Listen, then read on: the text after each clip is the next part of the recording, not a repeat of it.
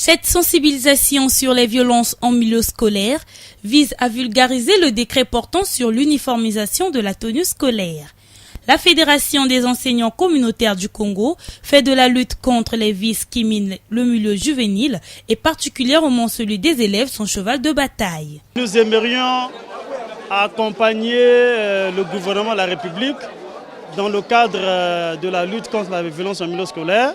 Ce sont nos enfants. Vous voyez, l'enfant, quel que soit ce qu'il est, nous devons toujours utiliser ce que nous appelons par la pédagogie. Continuer à conscientiser. Au fond, ils sont nombreux à dénoncer les violences. Ici, les combats, c'est devenu comme un fléau. Dire non à l'harcèlement envers des professeurs, parce qu'il y a des professeurs qui harcèlent des élèves.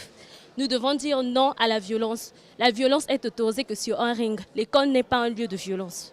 Frédéric Menga appelle les élèves à observer un code de bonne conduite et de responsabilité dans les établissements scolaires. Le directeur de la lutte contre la fraude prévient les élèves sur les mesures afin d'éradiquer ce fléau au milieu scolaire. Les élèves doivent savoir qu'ils sont responsables lorsqu'ils quittent la maison pour l'école. Lorsqu'un élève porte la tenue scolaire, il cesse d'être simplement un enfant de sa famille, mais il devient un enfant de la République. C'est la tenue scolaire de la République du Congo. Et l'élève doit donc respecter les lois et règlements de la République du Congo. La République forme les élèves à l'école.